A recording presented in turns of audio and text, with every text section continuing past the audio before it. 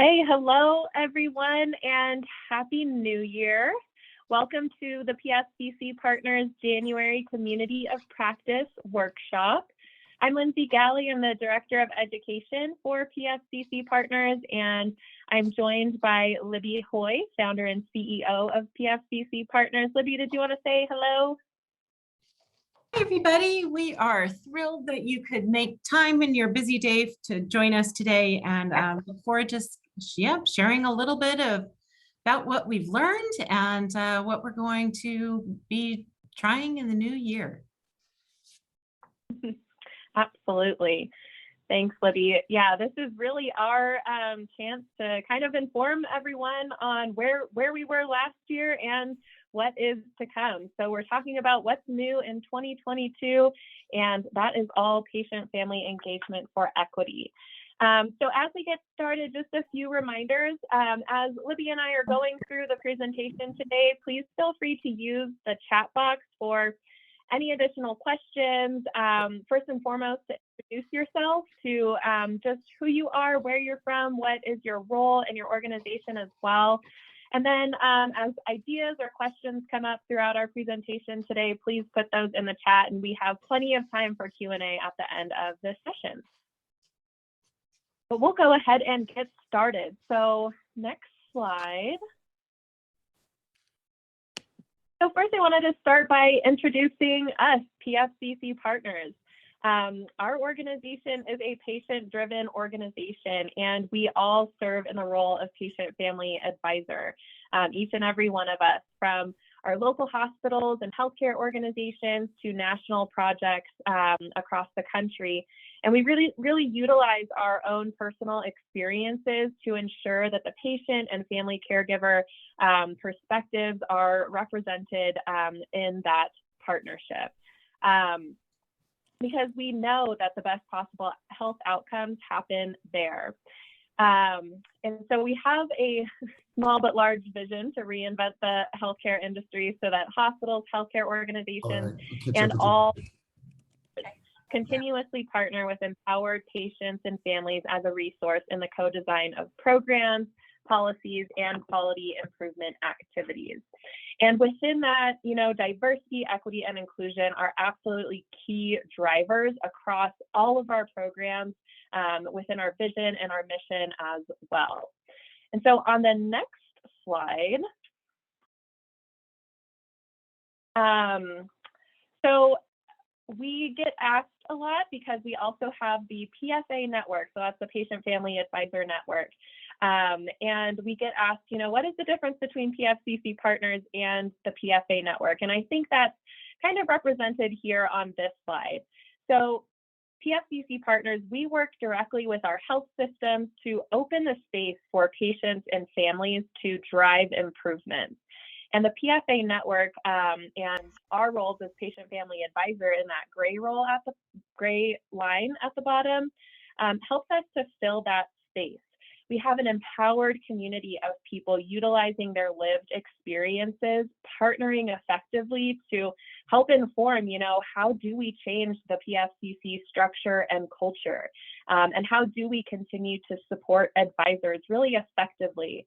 And all of that kind of goes up into how PFCC Partners works with health systems to continue to open that space for patients and families to be engaged. Next slide. And so here we are at the PFA network. At the PFA network, like I said, it's a program of PFCC Partners. And our mission is to create a network of thoughtful and prepared patient-family advisors grounded in an authentic partnership approach to co-design policies, research, and care delivery.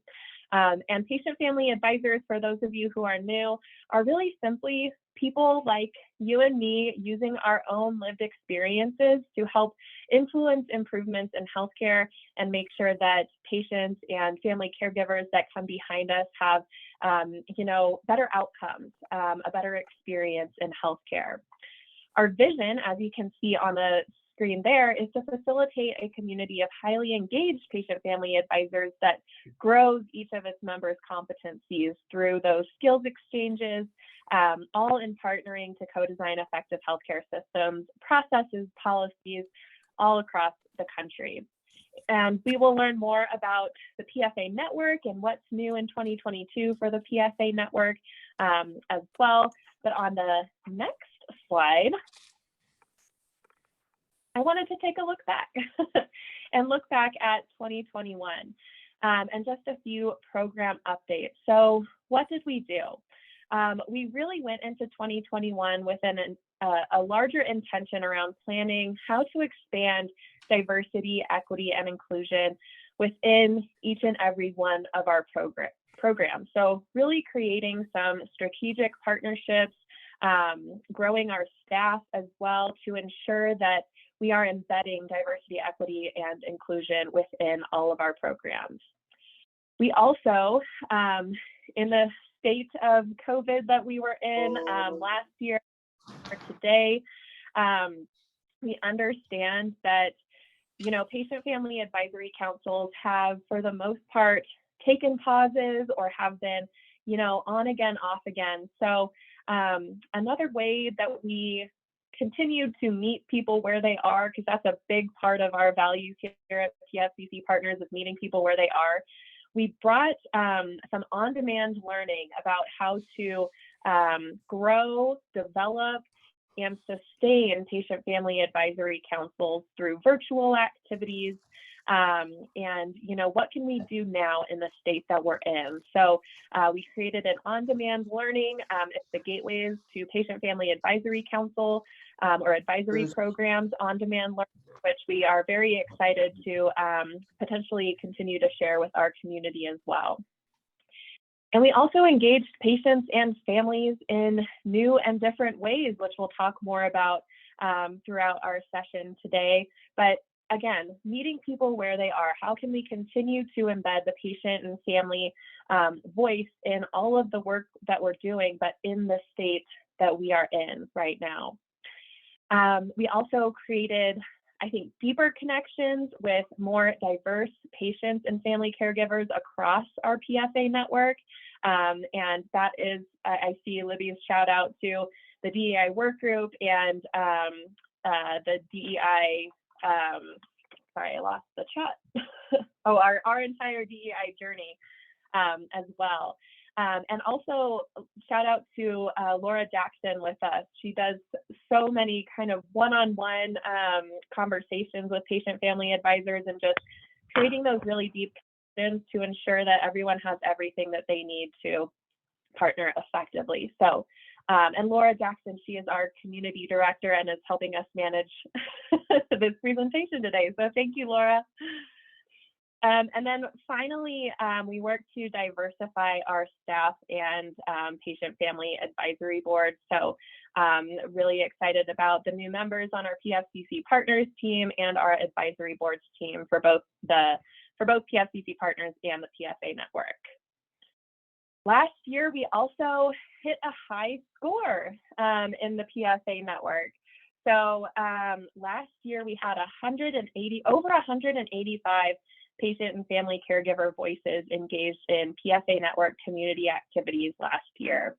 And so those community activities were anything from our virtual meetings to skills exchanges to, sorry, I just got a little pop-up for transcription.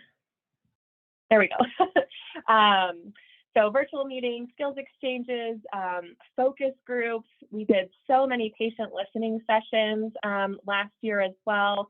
We had bi-weekly coffee chats. So we were able to reach 185 patient and family caregiver voices that really informed our goals for this year, for 2022. So really looking forward to sharing more about that. But yay for all of the patient-family advisors on with us today, and thank you for being part of that 185 plus. All right, we can go to the next slide. Yay, Bill. All right, so what else happened in 2021? Well, the funfetti approach to partnership took off. So we had touched on what the funfetti approach to patient-family engagement was last year at this same workshop, but it really, really took off in 2021. So just as a little background, I just wanted to share, in engaging underrepresented populations is truly imperative to identifying and designing solutions. And the funfetti approach to partnership or patient-family engagement can be leveraged to build equity. And we're going to talk about that today.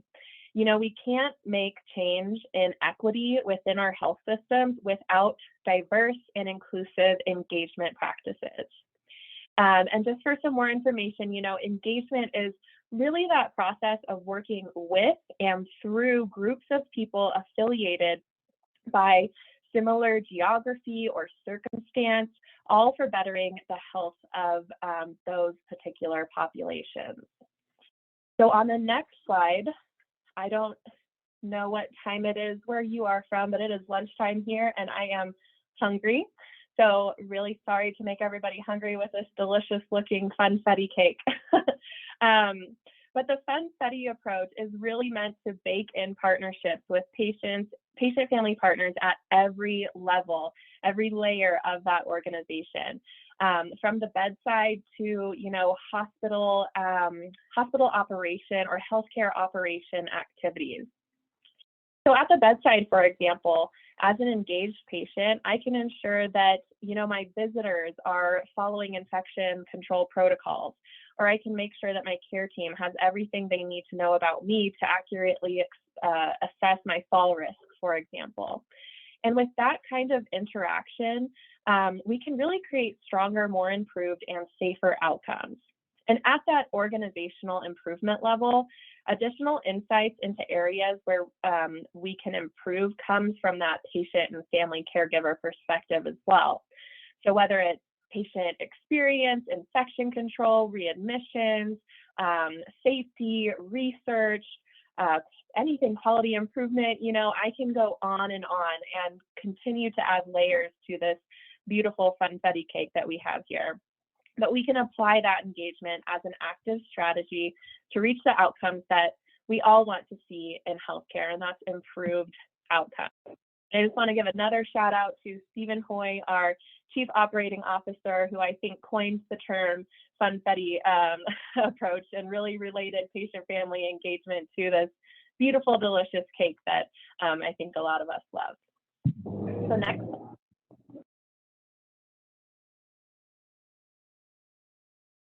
All right, and so now we're going to get into patient-family engagement for equity, and really starting to make the connection between patient-family engagement and how do we utilize it to get to equity. And at this point, I just wanted to pause and see, Libya, I don't know if you have extra notes to get us started with this discussion. No, I think, Lindsay, you're doing a great job. And I think really this is kind of where our funfetti approach evolved in 2021, is really making the connection between how do we embed that engagement practice as a strategy to improve outcomes, and how does it connect to equity? And what we learned over a lot of the work that we did with the Cynosure Hospital Quality Improvement Collaborative and Comagin and other partners, what we learned is we can't really meaningfully, and again, a call out to our DEI work group members, they've really shown us that we can't really make meaningful progress in equity without engaging those underrepresented populations that traditionally haven't been a part of patient-family advisory programs. And so, yeah, I think that's the connection point that has really become clear to us in 2021, and what we're really excited to implement across all of our programs and projects in 2022. Absolutely. Thanks, Libby. Let me go to the next slide.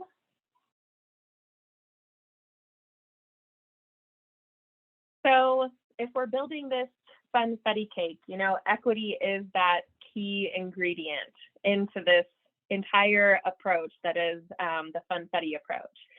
So how do we do that? We we really need to expand the ways in which we engage patient and family partners, which will also diversify the perspectives, like including voices which have been traditionally underrepresented in advisory efforts, just like Libby was saying.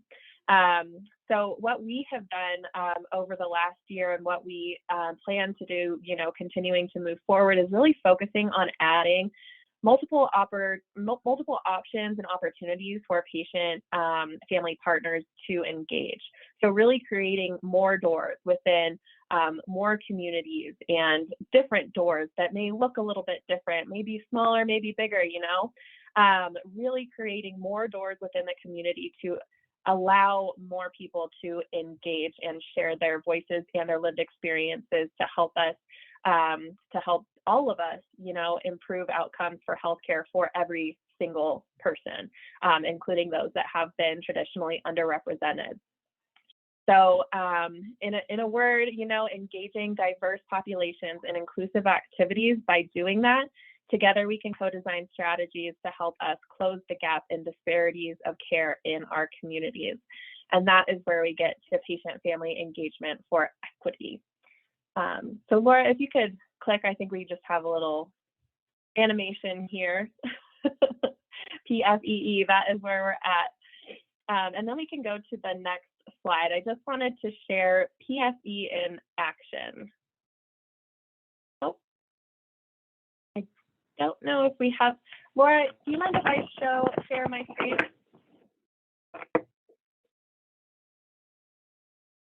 Great. Oh, and I have it up.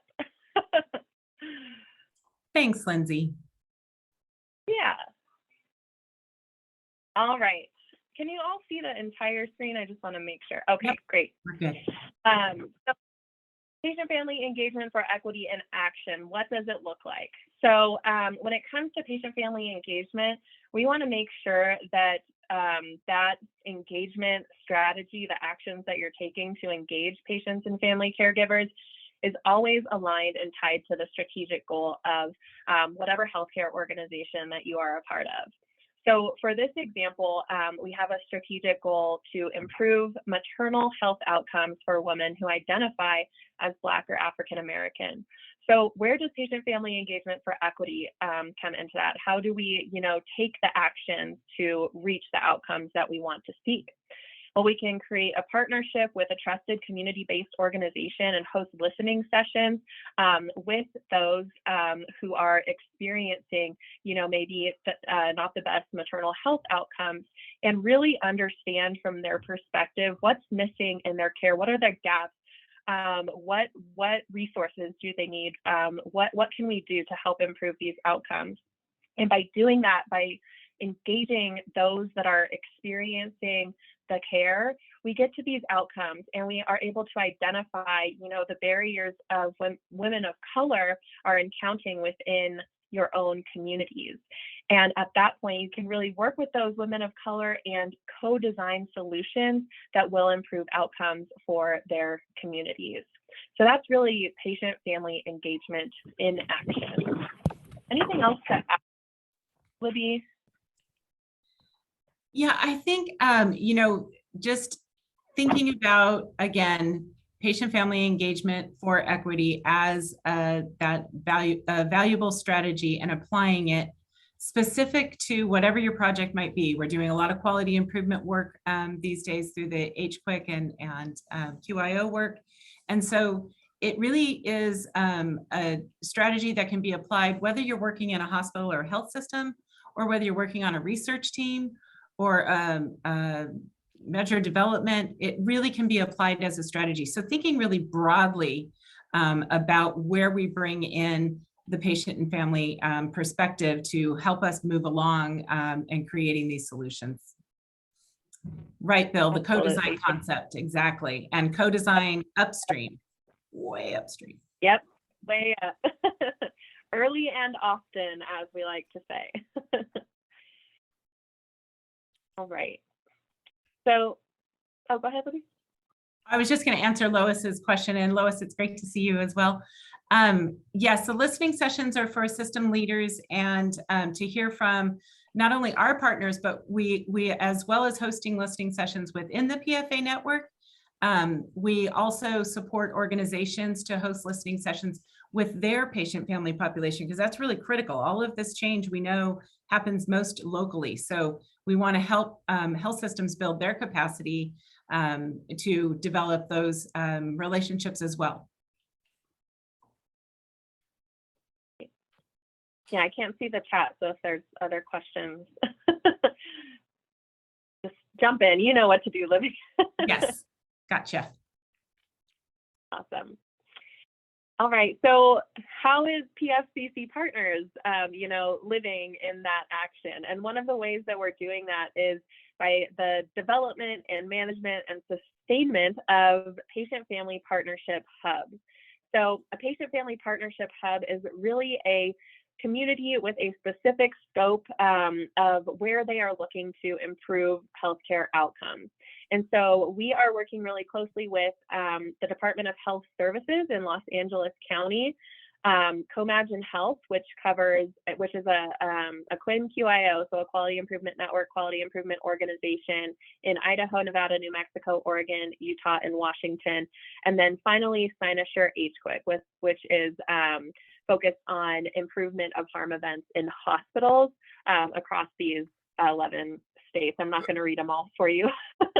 And so we've been able to create these really robust, bountiful communities with patients and family caregivers who are really focused on helping to improve care for each one of these communities. So in Los Angeles County, at the Department of Health Services, they have really, as with the rest of the country, but have really struggled with communication during the pandemic. And we've hosted multiple listening sessions with patients and families about,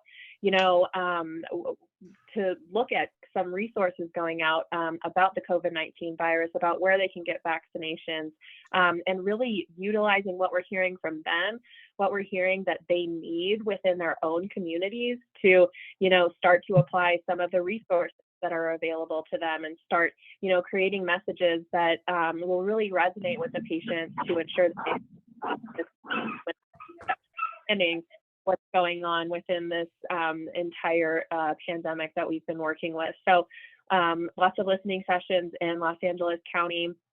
That is our, I don't want to say oldest, most experienced partnership hub. So we've been able to do a lot with the community that we've grown there. And Comagine Health too, they have so many different projects going on when it comes to increasing immunizations, working on the opioid epidemic as well.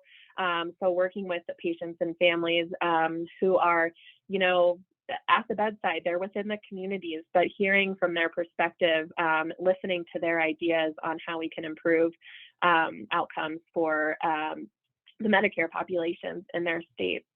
And then finally, there's so much work going on in Cynosure HQIC in improving hospital outcomes. I can't say enough about the patients and families that we get to partner with in this partnership hub, and the amount that they have put into, helping to develop resources, participating in coaching sessions. The list goes on, and their input has been valuable into some of these really important harm topics, and utilizing their experiences that they're sharing with us to help others improve. So that's how we're, really living patient-family engagement for equity in action. Go ahead, Libby. Yeah, we've learned so much about hub management, hub development, haven't we? And we've had some great partners to learn alongside, both our healthcare partners and our patients and families, teaching us always. But yeah, the hub format, as Lindsay said, was talking about those inclusive activities. What we found is, gosh, we're really inclusive to everybody who shows up at our door, but we don't have enough doors and they're not in the right places. So we really needed to challenge ourselves to come up with a model of engagement that allowed for, not for us to tell people where to go or come, but built on the PFACs to engage others where they could decide hey, I'd like to, I have an experience with sepsis. I really want to sit in on a hospital coaching call about sepsis and encourage them to talk with their patients. So that it's really kind of opening the door. You sent us an email. Oh, it's really kind of opening the door and flipping the script a little bit so that the patients and families that are getting involved are selecting where they want to get involved. And in fact, I think we've spent 6 months in 2021 figuring out, well, we want this group in, if you're in Los Angeles, you should be in the DHS hub, but California is also covered in the HQIC, so maybe we should put them over there. But we wanted to divide all these walls. And then we went, well, why don't we just let those people decide where they want to be and where they want to engage? And so it's really thinking kind of differently about scope, which has always been an anchor for us. But and I just really have to give a shout out to these 3 organizations that have just been so innovative right along with us to try to figure out how do we live those values of inclusivity. So. Yes, absolutely. It's been definitely a learning curve, but a very enriching one, I think I'll say. We have learned a lot, and it's been really incredible, the work that we get to do. All right, so next slide, speaking of learning, I'm in charge of the slides now. I'll let you keep going with this one. Yeah, I think, as Lindsay mentioned, we had the coffee chats with the PFA network, and we've been with health systems that are, struggling under the burden of the pandemic and wanting to keep, I think one of the things we heard a lot was, gosh, we thought it'd be really great when the family caregivers disappeared from the bedside. And then we realized as healthcare staff how much we actually really rely on that additional layer of safety, that additional layer of communication. And so we've had all these conversations and just wanted to kind of share some of the insights that we've been learning along the way. And the first is that differentiation, and Marty Carney's face is jumping out at me right now. And I know that we've thought this for so long, the difference between sort of that caregiver, that the family partner who is really helping to support the care, versus visitation, and how we really want to help organizations to think very, very intentionally about where that separation is, and leaning into some of the work that Plaintree and other organizations have kind of coalesced around caregiver engagement versus visitation. I think that's a really important distinction that we've seen come forward even more. The second is this concept about community engagement versus patient family engagement, and really how do those two relate? So community engagement has, of course, come forward full force during the pandemic because we needed to engage those communities. And in reality, that's an exciting point in time for our work as engaging patients and families. It really, this moment in time gives us an opportunity to think about patient family engagement in very broad terms around what is best for communities. And it also gives us a chance to finally connect the health system with the public health system and really start to bridge. And the bridge builders are the community members. And so that's kind of how we're evolving our thinking about how community engagement and patient family engagement, especially for equity, are interwoven. And then this concept of exnovation, another little gem from Stephen Hoy Jr. The idea that, we started out thinking about our healthcare staff and really thinking, gosh, after 2020, we really need to build resilience in our healthcare staff. And what we started to hear back from frontline nurses and clinicians was, I can't take on one more thing, even if it's building my own darn resilience, right? And so this concept of exnovation and what can we remove from the environment? What can we remove from the burden that maybe they're measures? I know CMS is doing a lot of work in terms of removing measures. Maybe it's measures, but maybe it's a process within the hospital that's no longer serving its purpose. So really pulling in senior leadership to look at all of your processes and programs and see what is still serving you in this moment? What is still serving your staff? And potentially exnovating those things that aren't adding value to your staff anymore, but are adding burden to them. So really thinking about building resiliency through this idea of exnovation, because as that picture depicts, I remember the first coaching call I had with a hospital and talking about how do we build your resilience? And the woman didn't even have to say anything. I was like, oh my gosh, yeah, I just asked you to do something else in the middle of all this. So really thinking about that concept a little bit differently. Just wanted to share some of those kind of key takeaways. So Lindsay, I think you have a couple stories to share on some of the things. It's been a humble year of learning, people, I'll tell you that. We have humbly learned so much over the last year, and I, for one, am really grateful for all of the people who have let us be humble in our learnings and how to do, what we're trying to do effectively and inclusively as possible. So first off, just thank you to every person that I've come in contact in the last year. I'm incredibly grateful for any conversation that we have had because I'm sure I learned something.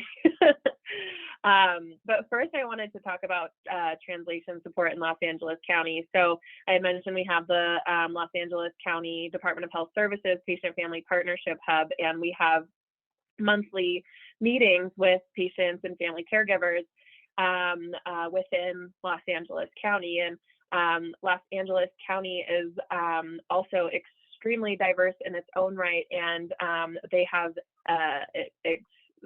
so many people who speak many different languages, but Spanish being, that top language. And we, thinking we were inclusive, letting anybody and everybody join these meetings, we had one meeting where a patient family advisor joined, and I had seen her on before and she hadn't really spoken up too much, but at this meeting she wanted to participate, and she said in Spanish, I would like to participate, but I need someone to translate for me. I can't speak in English.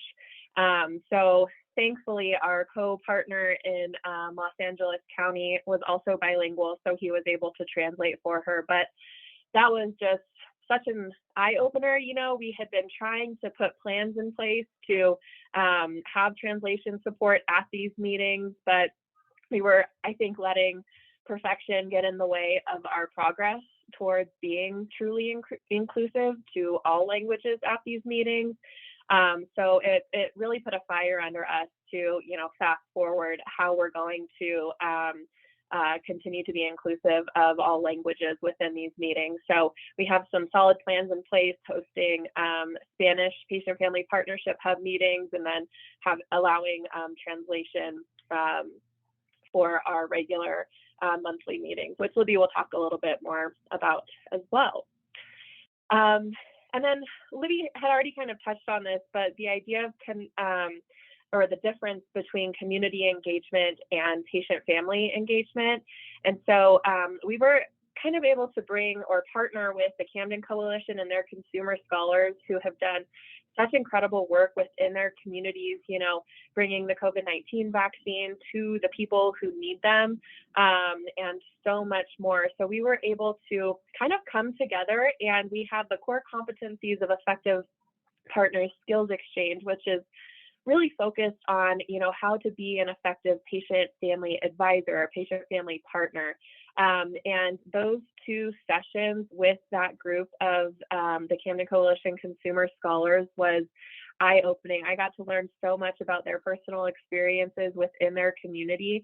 And we were really able to bring kind of, what it means to be an advocate and what it means to be an advisor, and what does patient-family engagement mean and what does community engagement mean. And it just all came together so beautifully.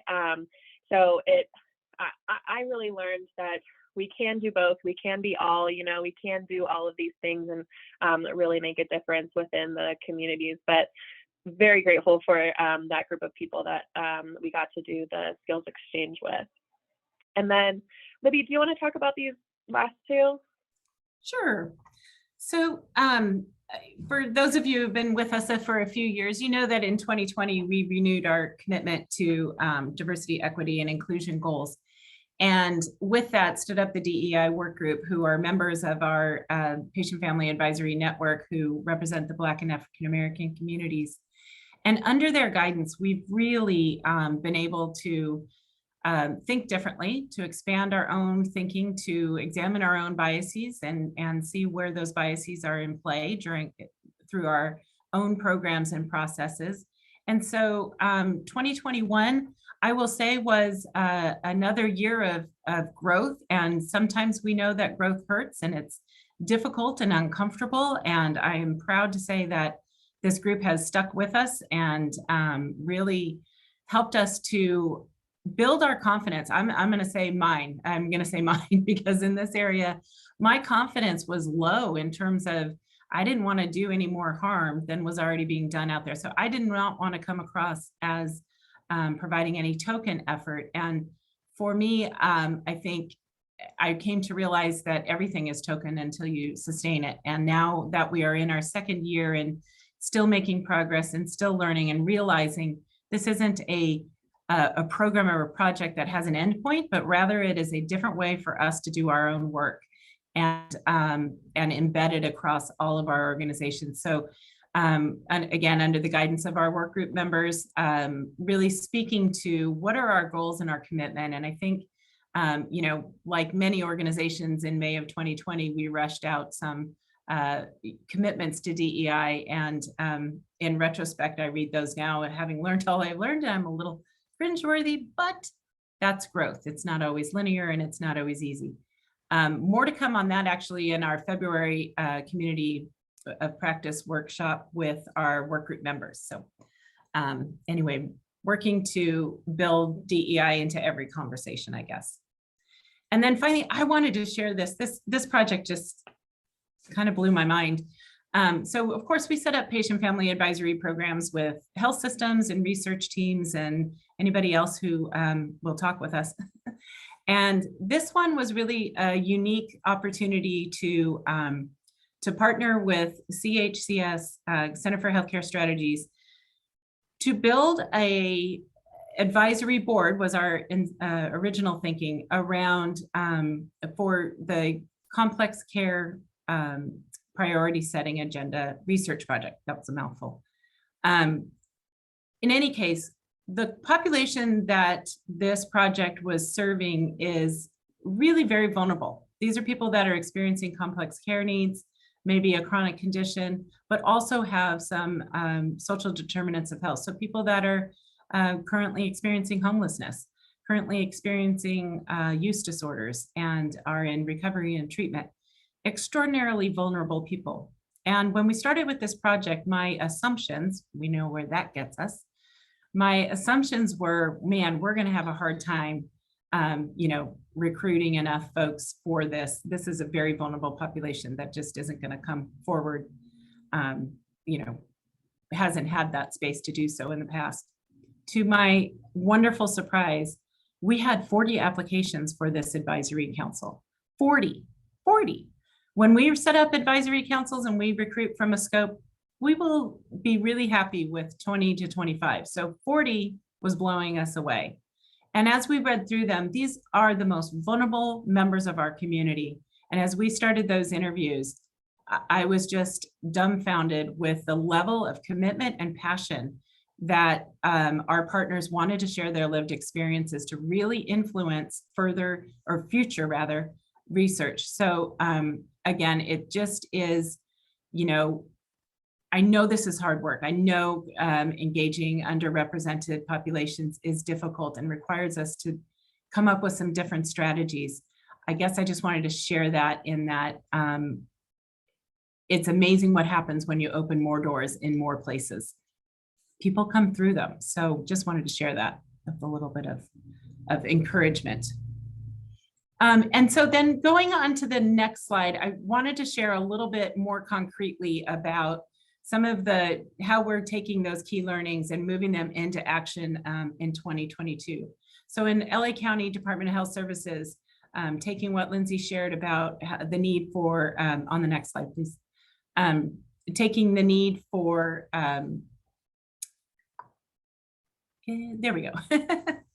The need for more monolingual Spanish, in particular, support. What are some of the strategies?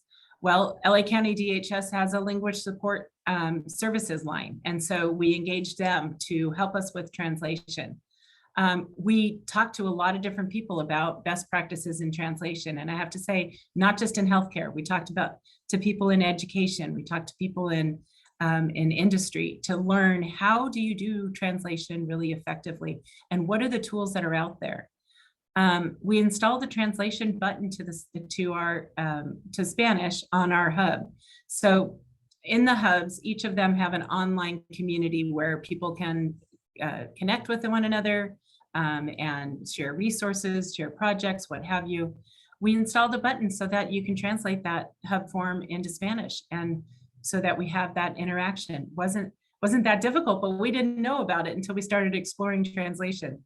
And then connecting with community resource center staff to realize the need for cultural translation. So Dr. Reyes, or Flores, I'm sorry, in LA County DHS, we were on a call one day, and she said to me, you know, it's beyond changing your language and changing the words. You really have to be aware of some of the cultural influences and undertones. And so to do that, how do we do that?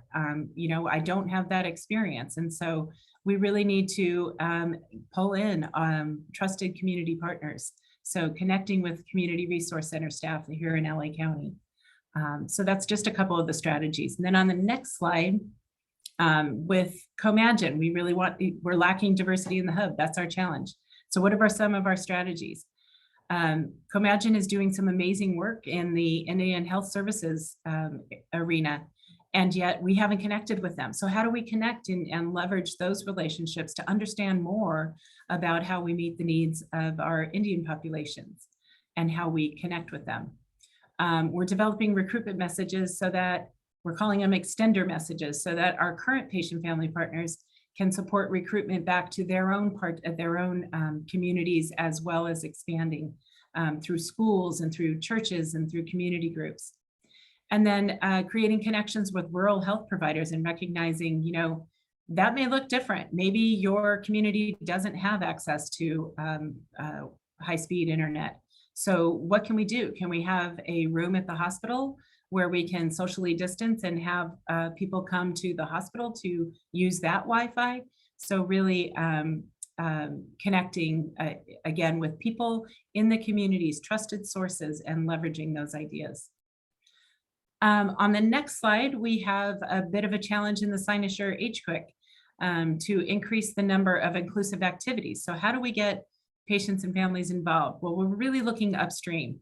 We're looking at the improvement advisors from Cynosure and working with them to embed the patient family partners into program development. So right now they're doing what they call, what do they call them? The sprints.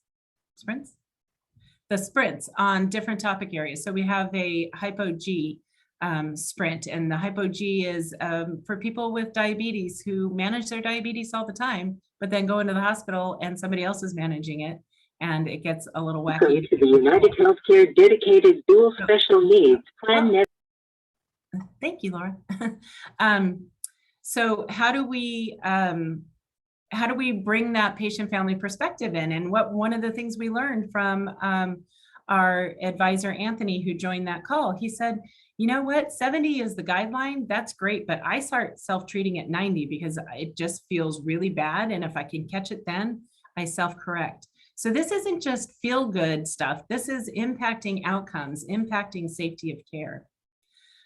We're standardizing preparation and support for the patient family partners and the project teams to build bridges for engagement. So seeing where those disconnects are and seeing what we can do to bridge language, if it's language, bridge context, if, I don't know about any of you, but quality improvement in healthcare is extremely complex. So breaking that down so that patients and families know that their lived experience is informing and that their lived experience is enough. And then the 360-degree evaluation, if you take nothing else away from this this presentation today, I would take that, because So often we evaluate patient-family engagement opportunities from either solely the patient-family partner or the healthcare system or project. And what happens when you do both with the same questions is you highlight where those gaps are. And that's where we learn.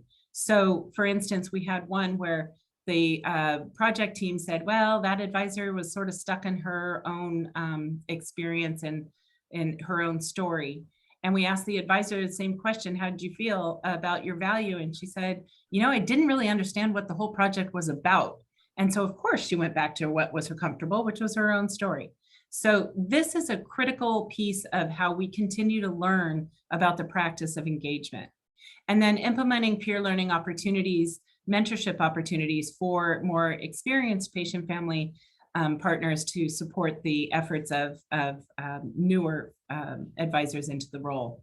So that's just a few of the strategies. And again, I'm just sharing these. I just wanted to be really specific in case it sparks an idea in your mind, and would encourage you to share those as well. And then on the next slide, LA Care is a newer project for us where we are developing a family empowerment class, and we need to engage diverse communities. LA County is so diverse in every which way of that word. And so it is a challenge. How do we create one sort of class that's going to be, that's going to resonate in all these different communities? First, we're infusing it with a lot of fun, right? We're bringing forward the milestones of child care, the importance of well care, all of those things. But we're doing so through by leveraging the wisdom of the crowd. So bringing together these groups and then saying, well, what do you do to keep your child healthy? Well, let's make a learning quilt out of that so that everybody has all those ideas. And so really focusing on the fact that the solutions lie in the communities currently and building that up, bringing that forward. We're using translation in the virtual world. And again, we've spent a good deal of time really investigating different methods for translation in the virtual world. And I'm just going to tell you, it's hard and it's clunky. And I think if you all come to the same meeting with the knowledge that it's hard and it's clunky and we're all going to fumble, then we're all in this together. And moving forward, this is certainly an area where do not let perfection stand in the way of progress. So really important. And then again, collaborating with community resource centers. They are trusted. They've been in the community for 10 years. They're not flying in with, if we were to come in, we're coming in with this great new program. And when our grant ends in 3 years, we'll be back out.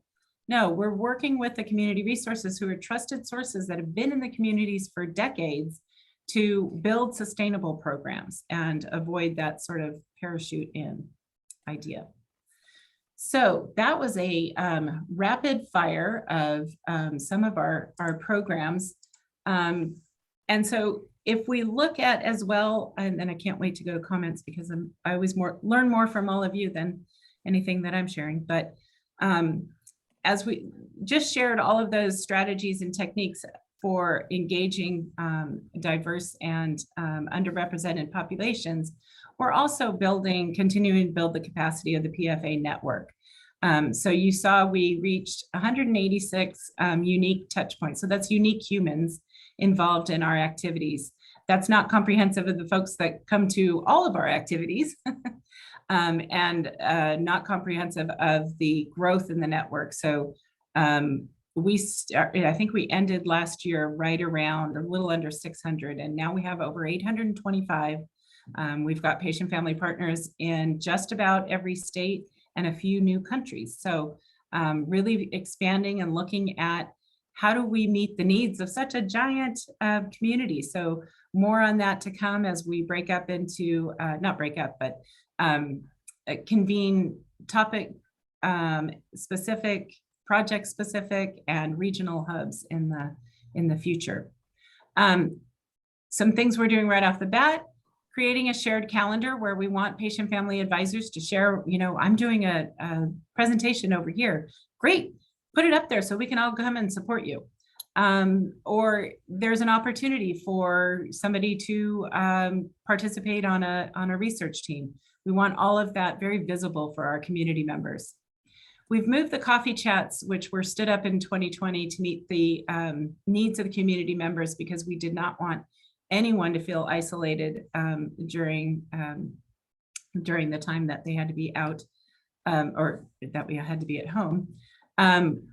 We've modified those a bit to move them into monthly coffee chats and really highlight the work of PFA network members. And that's in an effort to raise the capacity of the network overall. So the more that our experienced advisors are sharing their ideas for research proposals, or their ideas or their work and the things they've gotten published, the more opportunity we see we want to provide to all of our PFA network members. So that's really an opportunity to spotlight the work going on by the members of the PFA network.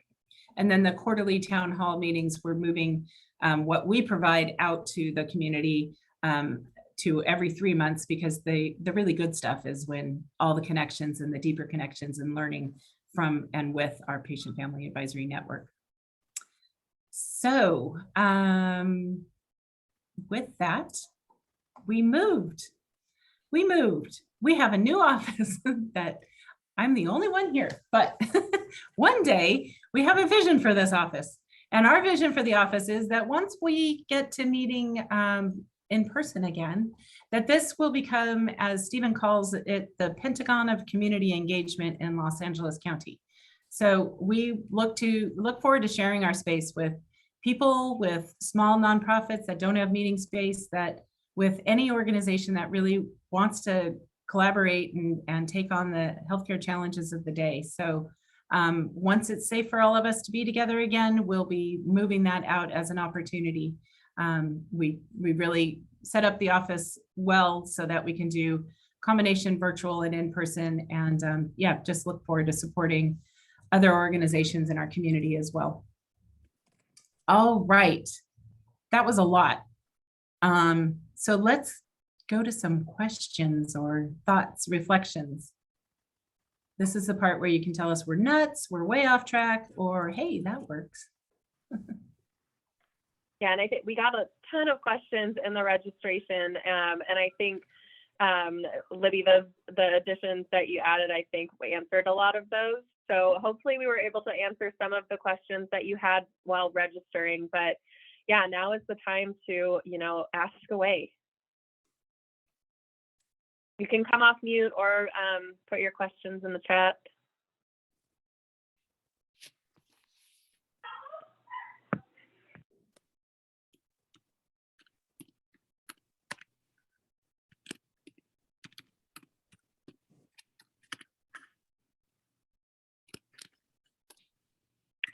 Maybe we did too good of a job answering your questions. Oh, potentially.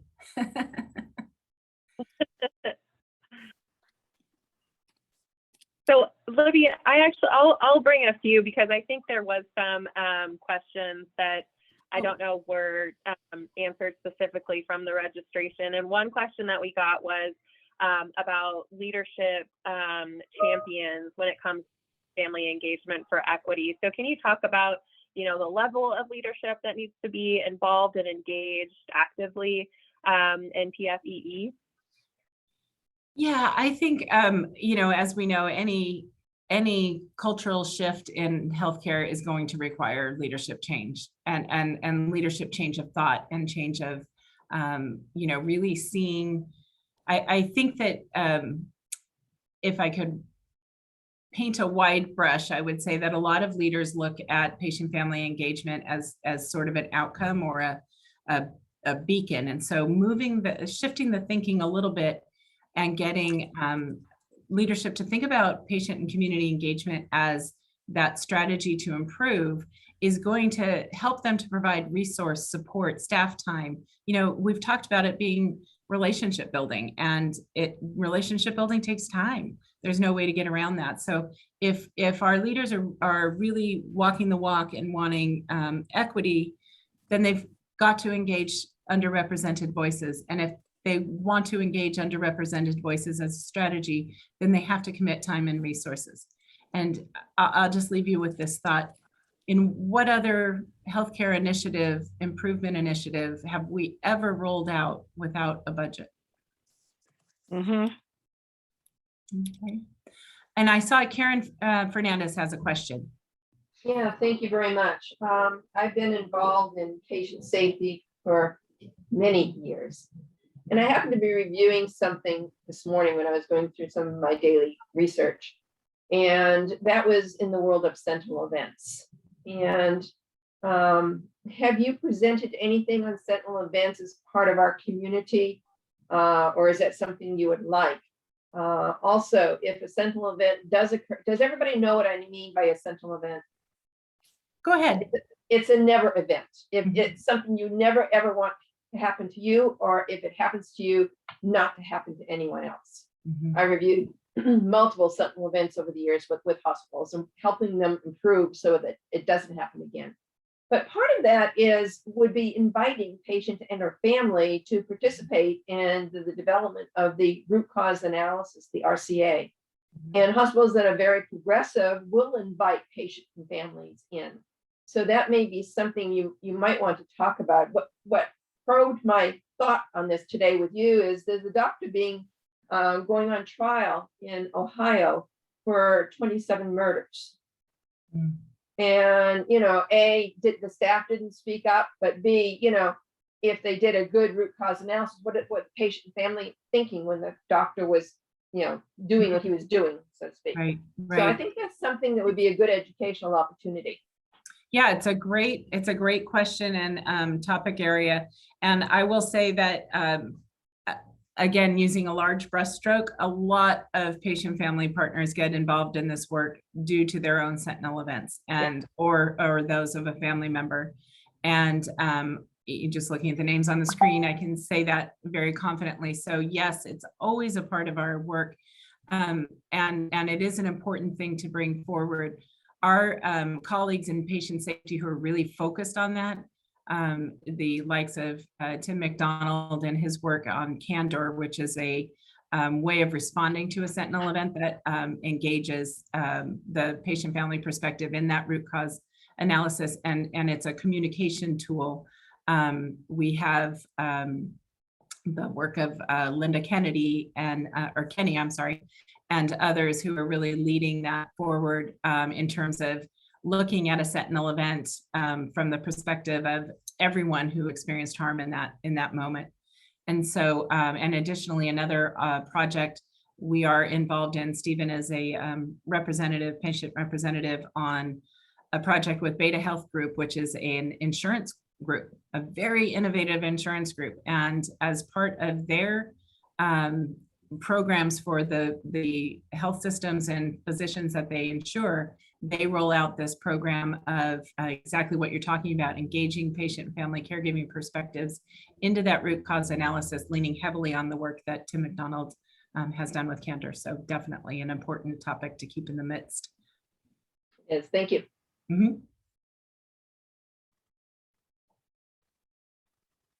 Oh, so we have about two. Oh, go ahead, Libby. No, I was just calling attention to the chat. Mary Shremke was sharing that Sutter Health Group in Northern California has PFA involvement safety event review. Excellent. Absolutely. And I see Bill's question. Any progress on hospitals adopting patient care partners instead of banning all visitors, which has been kind of controversial over the last couple of years. And we have talked to hospitals on every level of that spectrum of engagement. But Libby, go ahead. Yeah, I think, Bill, I think the HQICs present a large opportunity for us to move that discussion forward. And so there are 9 HQICs that are covering the hospitals across the country. The one that we're involved in has about 300, a little over 300 hospitals.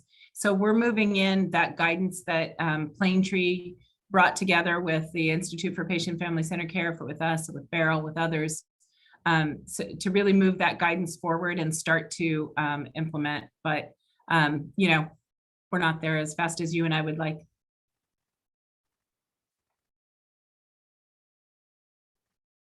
Absolutely. Well, great questions, and thank you everyone for joining today.